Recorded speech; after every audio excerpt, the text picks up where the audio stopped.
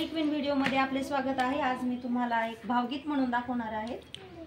केशवा माधवा तुझ्या नामात रे गोडवा, तुझ्या नामात रे गोडवा, तुझ्या सारखा तूच देवा, तुला कुणाचा नाही हेवा, तुझ्या सारखा तूच देवा, तुला कुणाचा नाही हेवा।